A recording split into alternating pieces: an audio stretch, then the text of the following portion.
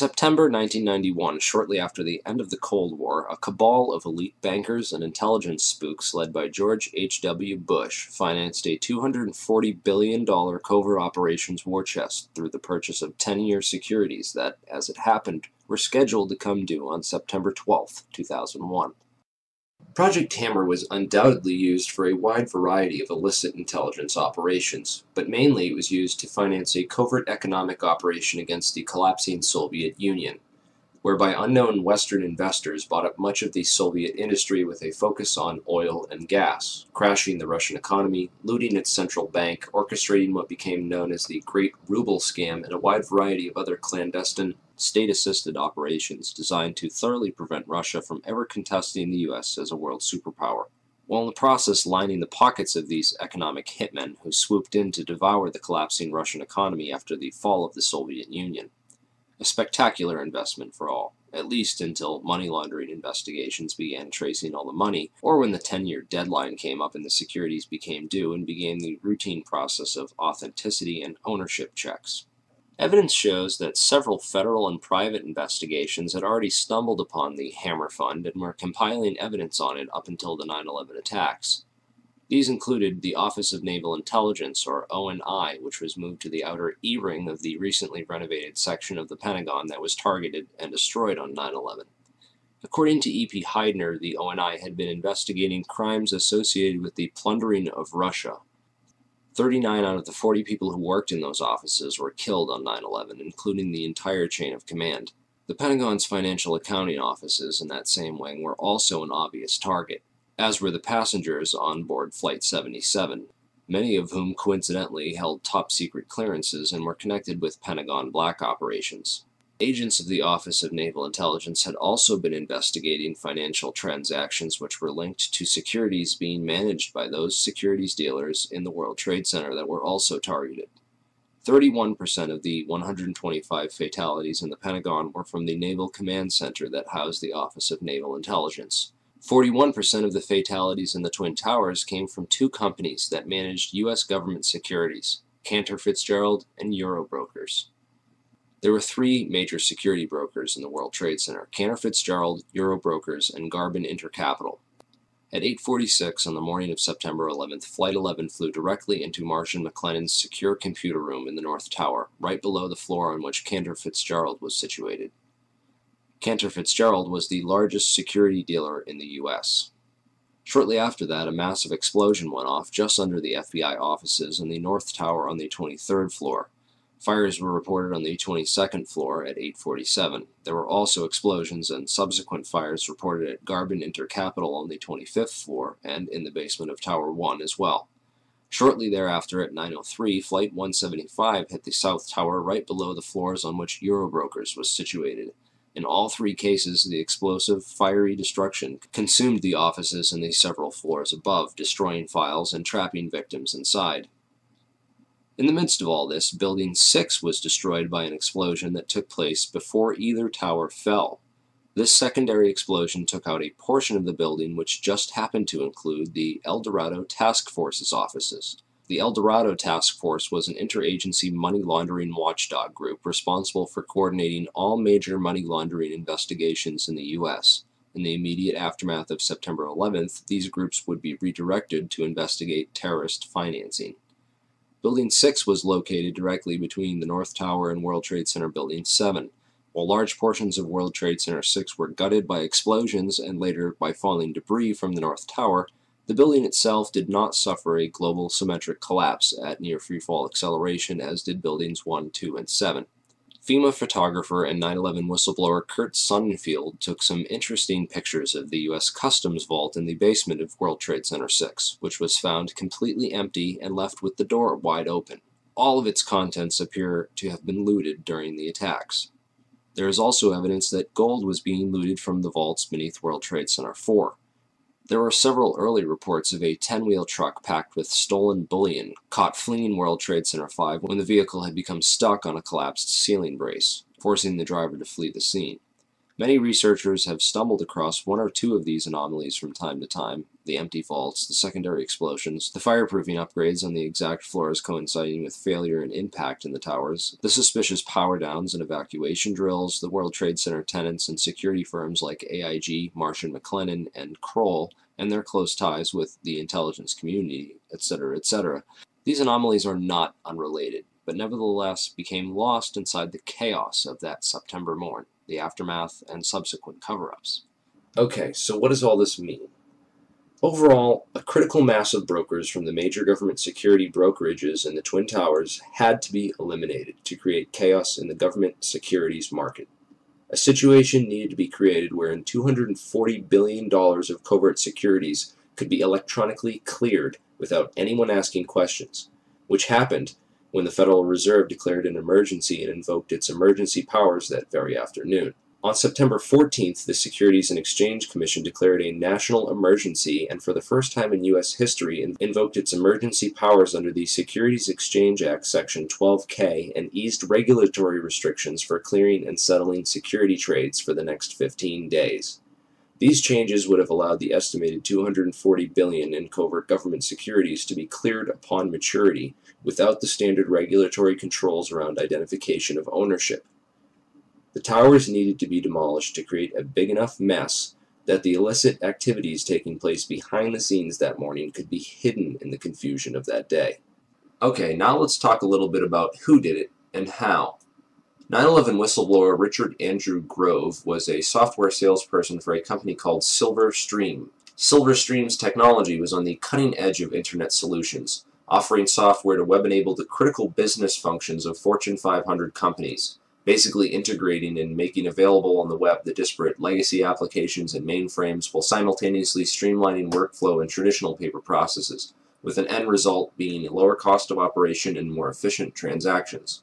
Silverstream had built Internet transactional and trading platforms for Merrill Lynch, Deutsche Bank, Bankers Trust, Alex Brown, and Morgan Stanley, to name a few. Leading up to 9/11, Silverstream was designing specialized accounting software for a major client, Marsh & McLennan.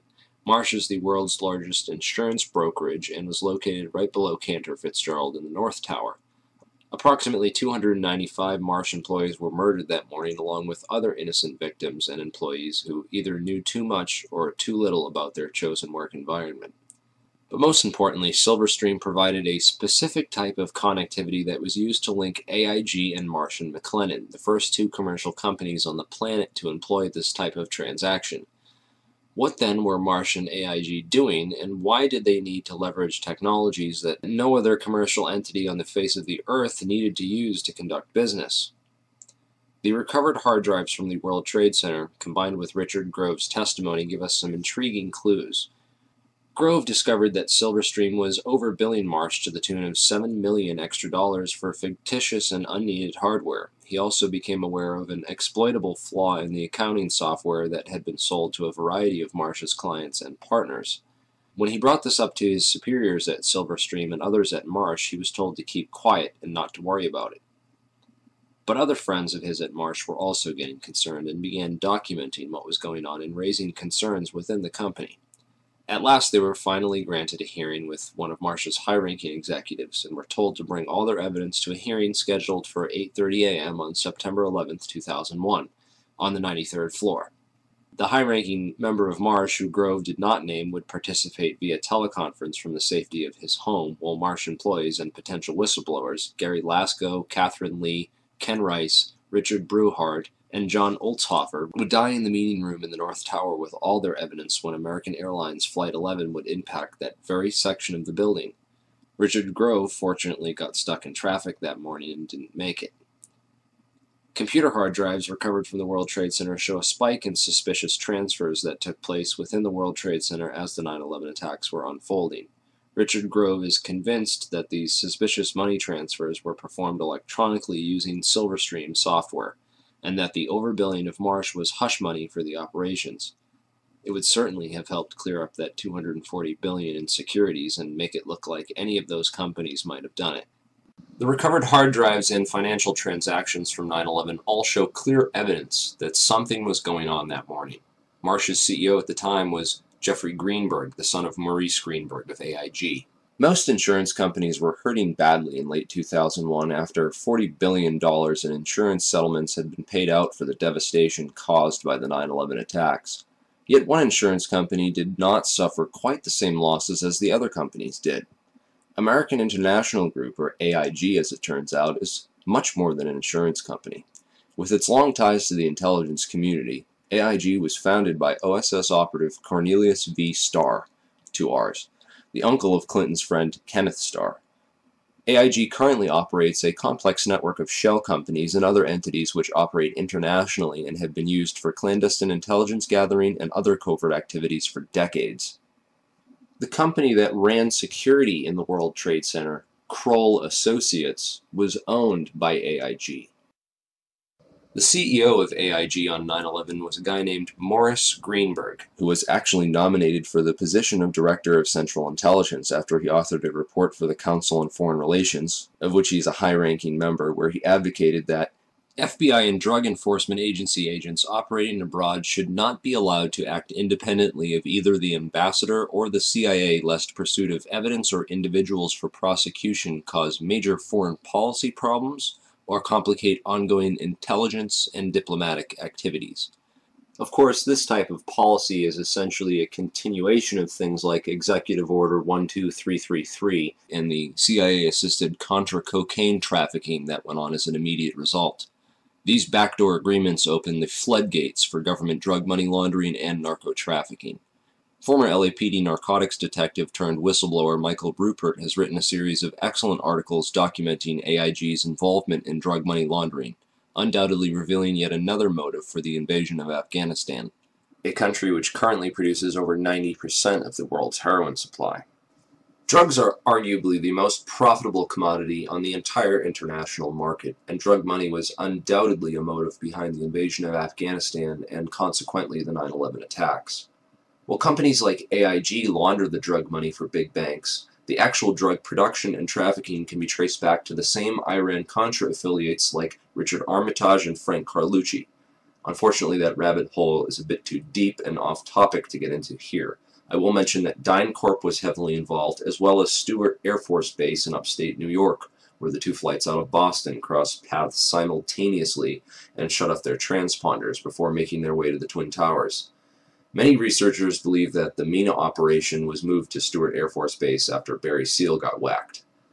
Richard Armitage was the Deputy Secretary of State on 9/11, and according to whistleblower Michael Springman, he was the man responsible for granting visas to 15 out of 19 of the 9/11 hijackers, allowing them to enter the U.S. and pursue flight training.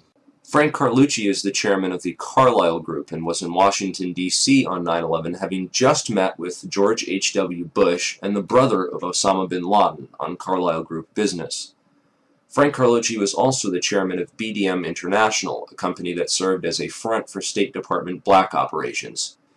Frank Carlucci's employees at BDM International left to take charge of Stratesec, the World Trade Center and airport security firm. Corporate Operating Officer Barry W. McDaniel, an ex-military expert in logistics and materials distribution, and CEO Wirt Dexter Walker III, who is a distant Bush cousin from the Herbert Walker line, with an extensive history of managing CIA front companies.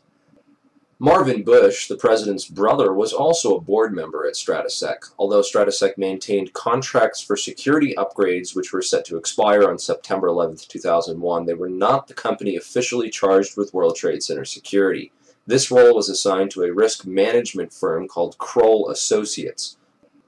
Kroll's chairman, Jerome Hauer, was a longtime personal friend of ex-FBI counterterrorism expert John O'Neill, and was responsible for O'Neill's appointment as head of security for the World Trade Center just a few days prior to the 9/11 attacks. O'Neill was the world's leading expert on Osama bin Laden and al-Qaeda, and was a potential 9/11 whistleblower with hard evidence of White House complicity in the protection and shielding of the 9/11 hijackers from all means of federal investigation. Al-Qaeda hijacking suspects were flagged by the Able Danger terrorist tracking program, which was also shut down by the White House. Able Danger whistleblower Anthony Schaefer claims the U.S. government destroyed over 6 terabytes of data related to Able Danger, which he also claims identified 9/11 ringleader Mohammed Atta as early as February of 2000. Those atop the chain of command in the White House, military, and intelligence establishment deliberately ignored all the warning signs of an impending attack. a clever strategy of plausible deniability which also served to portray those in charge as incompetent rather than complicit. In every major head throughout the chain of command on 9/11, from NORAD to the military, we see a repeated theme of complicity through negligence or incompetence. After 9/11, failure and incompetence was rewarded, and whistleblowers were silenced. Combined with the fact that 6 corporations control 90% of the media, and CIA operations like Mockingbird admit to taking over and subverting our U.S. media, we can understand how such a big lie could have been kept from the American public for so long. But if you stop and take the time to do your research, you'll find all the evidence is there, hidden beneath a mountain of disinfo.